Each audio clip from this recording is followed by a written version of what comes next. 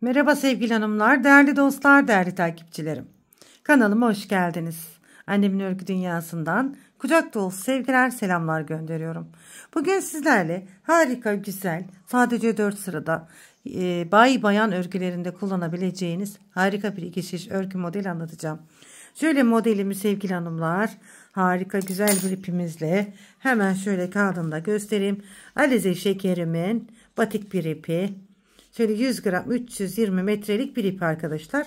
Hemen renk kodu da şöyle göstereyim burada. Evet, bu alize şekerim ipimle sizlere çok güzel bir model anlatacağım.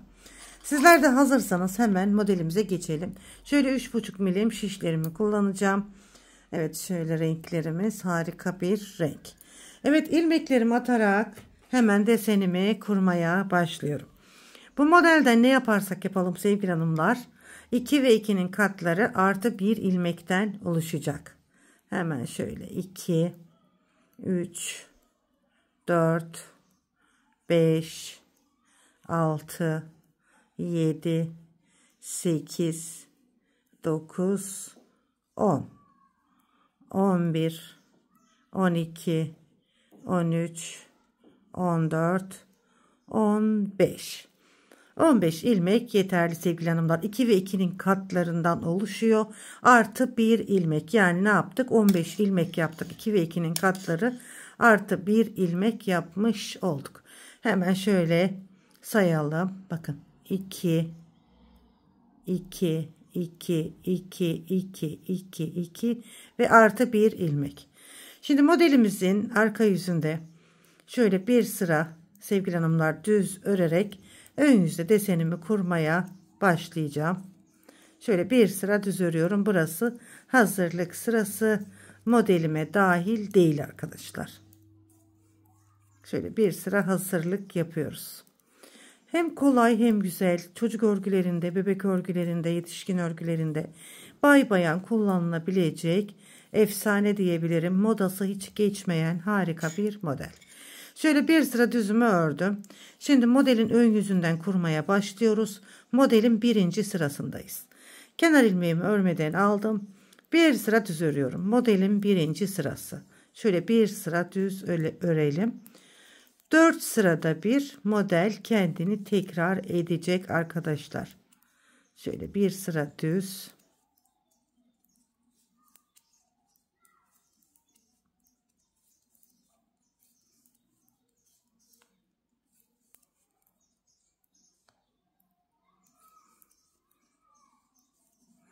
Evet, kenar ilmeğimi de düz olarak ördüm. Şöyle bir sıra düz ördüm. Modelin ikinci sırası ve arka yüzündeyim. Burada da ilmeklerimin hepsini ters olarak örüyorum bakın. Tüm ilmeklerimi ters olarak örüyorum. Biz modeli sadece 4. sırada örüyoruz arkadaşlar. 4. sırada şekil veriyoruz modelimize. Şimdi modelin ikinci sırasını da tüm ilmekleri ters olarak örüyorum. Evet, şöyle tüm ilmeklerimi ters ördüm. Şimdi burada tüm ilmeklerimi yine düz olarak öreceğim arkadaşlar. Sıra sonuna kadar tüm ilmeklerimi düz olarak örüyorum modelimin 3. sırasında. Bakın, hiçbir işlem yapmıyorum. Biz modeli sadece 4. sırada kuruyoruz. Gerçekten hem kolay hem güzel, hem yeni öğrenen arkadaşlarımızın bile kolaylıkla yapabileceği bir iki şiş örgü modeli. Evet, şimdi 3. sıramızda bu şekilde tamamladık. Şimdi modelin 4. ve son sırasındayız. Kenar ilmeğimi örmeden aldım. Bakın, arkada ilmeklerimizin hepsi ters ilmek. Hemen şu birinci ilmeği şöyle bu şekilde değil arkadaşlar. Birinci ilmeği hemen ikinci sıradan şuradan. Bakın, şuradan bir ilmek düz ördüm. Bir ilmek ters örüyorum. Yani burada bir düz bir ters yapacağız. Tersi ördük bakın. Şimdi birinci değil ikinci ilmeğimi düz olarak ördüm, bıraktım. Şimdi ters. Bakın, bir düz bir ters. Düz ilmeği hemen bu şekilde değil, hemen bir alt sırasından. Bakın, bu şekilde ördük. Ters. Düz ilmeğimizi birinci değil ikinci sıradan alıyoruz. Şöyle düz olarak ördük. Bir ilmek ters. Birinci değil, ikinci sıradan düz ilmek örüyoruz. Bıraktık. Bir ilmek ters.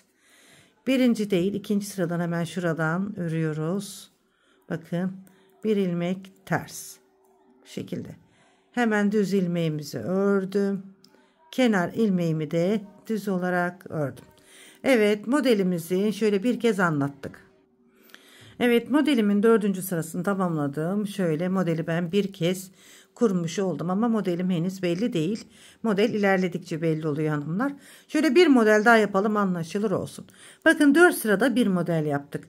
Kenar ilmeğimi örmeden aldım. Sıra sonuna kadar tüm ilmeklerimi düz olarak örüyorum. Evet, şöyle sıra sonuna kadar tüm ilmeklerimi düz olarak örüyorum.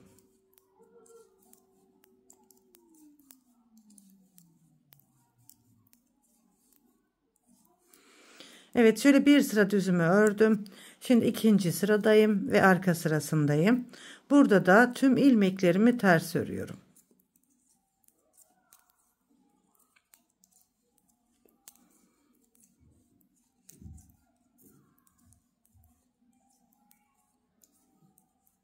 Evet, tüm sırayı ters olarak örüyorum. Modelimizin ikinci sırasında. Şimdi modelin 3. sırasında da yine tüm sıramızı düz öreceğiz arkadaşlar. Kenar ilmeğimi örmeden aldım. Sıra sonuna kadar 3. sırada da tüm ilmekleri düz olarak örüyorum. Hem kolay hem güzel. 4 sırada sevgili hanımlar. 3 sırayı önden, mesela önden düz arkadan ters yapıyoruz. 4. sıraya geldiğimizde de modelimize şekil veriyoruz. Evet, şimdi bakın 4. sıradayız. Modeli şekil verdiğimiz sıradayız. Kenar ilmeğimi örmeden aldım.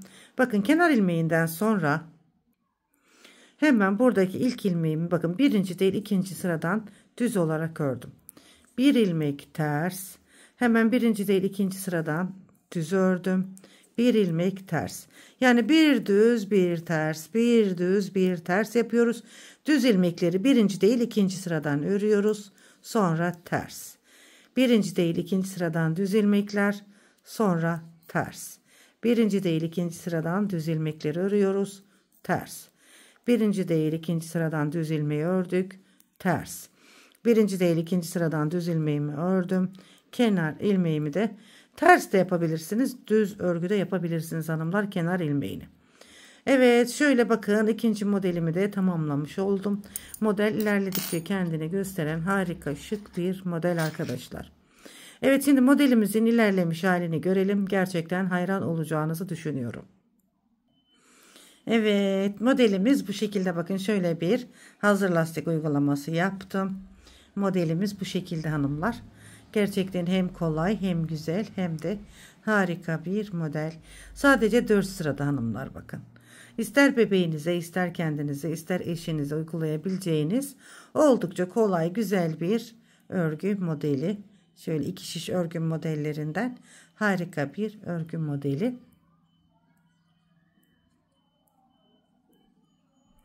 Evet, şöyle.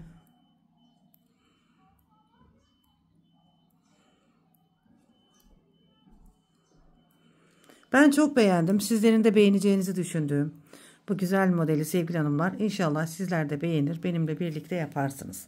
Yepyeni örgü modellerinde tekrar birlikte olmak üzere.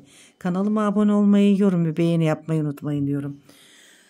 Şöyle sevgili hanımlar, İnşallah sizler de benimle birlikte bu güzel modeli yaparsınız. Allah'a emanet olun. Hoşça kalın.